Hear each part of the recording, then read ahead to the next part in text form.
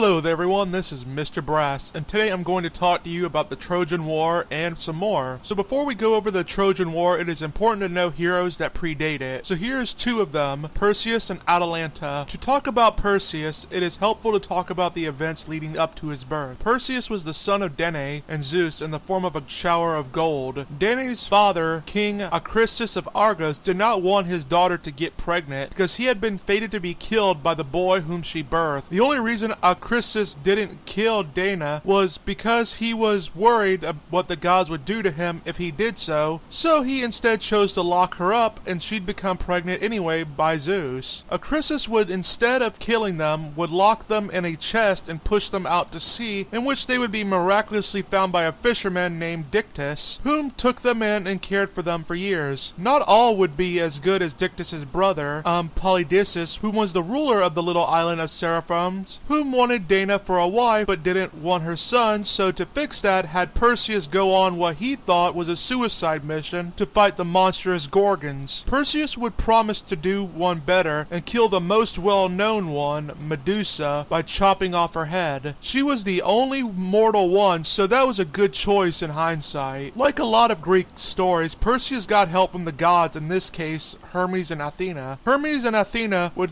give him a powerful sword and shield. The shield was made out of a polished bronze, which meant it was reflective, and he was told to look into the shield in order to see Medusa through a reflection so he wouldn't have to look directly at her and risk getting turned into stone. He found his way there and killed Medusa without having to look directly at her. Perseus would head back home, but would find out that a princess named Andromeda was chained to a rocky ledge for her claims of being more beautiful than the daughters of the sea god Nereus. She was a sacrifice to a large sea serpent in order to stop her fellow citizens from being killed by the beast. Perseus would cut off the sea serpent's head and would marry Andromeda. Perseus would sail back to Seriphos and would find out his mom had been abused by Polydeuces for refusing to marry him. Perseus would march to the king's banquet and would shock everyone with his presence, and even more so when he whipped out Medusa's head and turned them all into stone. Dictys would become king, and Perseus and his family would sail back to Acrisius to try to reconcile with him, but would find out that he had been chased out of the city. Later on, Perseus would take part in a discus throwing contest in which he would accidentally kill Acrisius with it, and the prophecy was fulfilled. Next up, we have Atalanta. Atalanta was born to a cruel father named Stephanus. Atalanta was a baby who would be ditched on a mountainside to die from the cold and hunger. She'd be taken in and raised by a she-bear for a couple years before kind hunters took her in. She would be taught how to use a bow, and she would kill 2 centaurs as a young girl. She was a tomboy through and through, as she wasn't very maidenlike and liked hunting with the guys. Atalanta also, unlike many girls, had no desire for marriage. An adventure she is known for is her boar hunt. One day, King Oeneus of Calydon was plagued with a great Calydon boar because he had forgotten to sacrifice the first fruits of the harvest to Artemis. This boar went wild on the land and killed many people, and eventually the king would gather the bravest men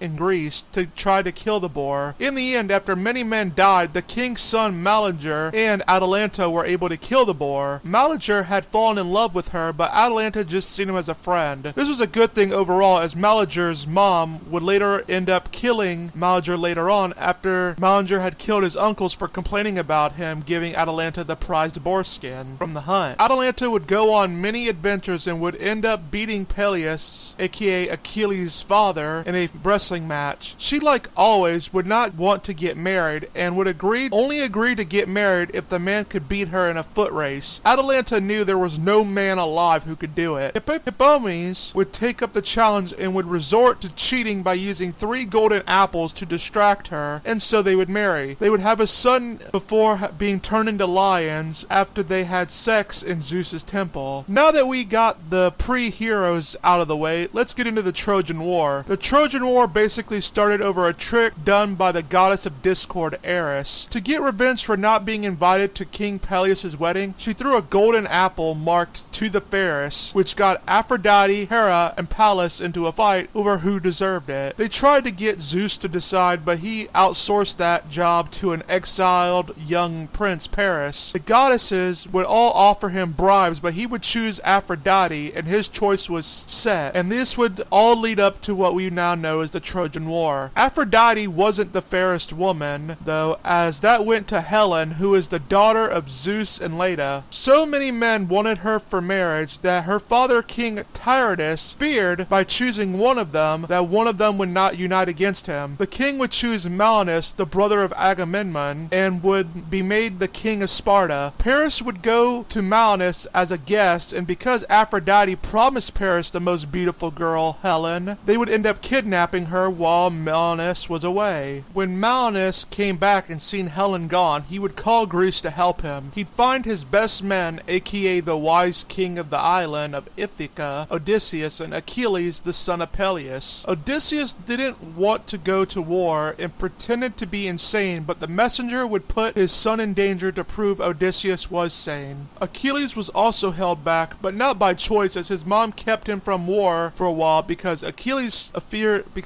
mom feared for his life. Odysseus would get Achilles to join. Achilles knew he was destined to die if he went to war, but he wanted glory and to be remembered. This was a very honor-like culture, if you did not know. There would be what you could say injustices carried out, which would have repercussions down the line. Commander-in-chief of the Greek army, Agamemnon, sacrificed his daughter Iphigenia in order to get Artemis to give them calm winds to travel to Troy. The gods hated people who spilled the blood of their family, and so this would come back to bite Agamemnon later on down the road. The Greeks would go against the strong Trojan city with the king and queen of Troy, Priam and Hecuba, whom would have a strong son named Hector. Hector and Achilles would battle each other down the line, and both men knew they were destined to die and gave up alternative options. Greece and Troy would battle each other for almost a decade, with neither side getting an edge, but an event happened that favored the Trojans. The god Phobos, Apollo, would kill many of the Greek men in Agamemnon's group due to a conflict between the commander Agamemnon and Achilles over the girl Chryseis, whom neither would release in spite of the priestly father wanting her gone. They would please the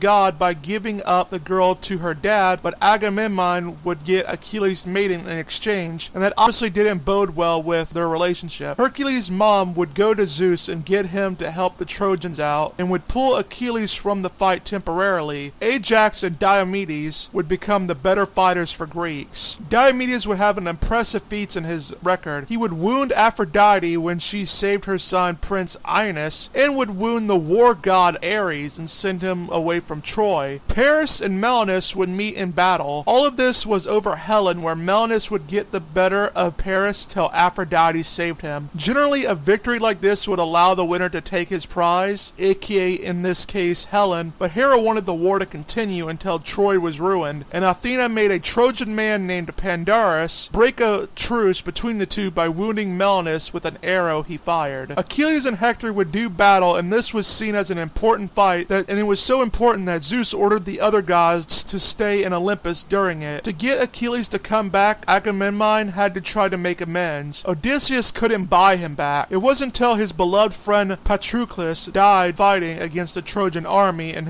Achilles' armor by Hector that Achilles decided to come back. Hector would take the armor and wear it, showing a great deal of disrespect to Achilles. Achilles would lead his men and confront Hector, and they battled. Achilles knew the flaws in his own armor and knew where the openings were at and took advantage of it. Achilles would drive his spear into Hector's throat, killing him. Hector would ask Achilles to honorably give his body back to his parents before he died, but Achilles would refuse and sought to shame Hector. He pierced the dead Hector's feet with roped hooks, fastened the rope to the back of his chariot, and went away, dragging Hector's corpse in front of his family. Eventually, Hector's father Priam would convince Achilles to get Hector's body back after a good conversation. The battle would be postponed in order to allow the Trojans to mourn his loss and go through the funeral. Achilles would die later on from an Apollo-guided bow to the heel by Paris. The heel was his weakness because it was the only part of him not dumped into the river Styx by his mom in order to make him powerful. Achilles would be given a funeral, but his armor would still cause trouble. In a vote for who would get the armor, Odysseus won and Ajax felt dishonored by that. He'd be driven into a rage, wanting to kill Agamemnon and Melnius, but Athena turned his rage into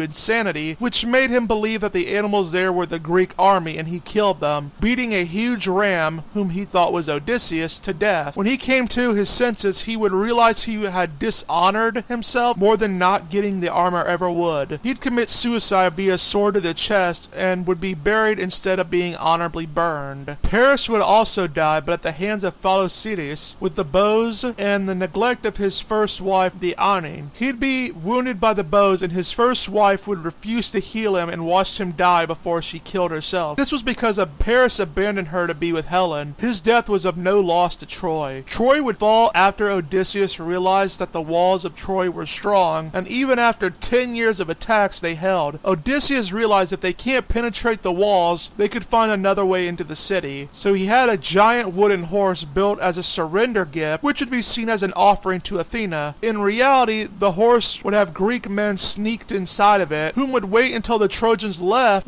the horse inside and went to bed themselves, so the Greek men could jump out and ransack the city, killing everyone and burning the city. Achilles' son would strike down the king of Troy, Priam, right in front of his wife and daughters. All that would be left of the Troy would be the widows of the men killed and some of the children, all of whom were waiting to be made slaves. Hector's wife Atramedes' child, Asterix, would be killed by being thrown off the wall of Troy in order to make sure the child wouldn't grow up to get revenge. Well, that is all for today. This is Mr. Brass saying goodbye and get wise.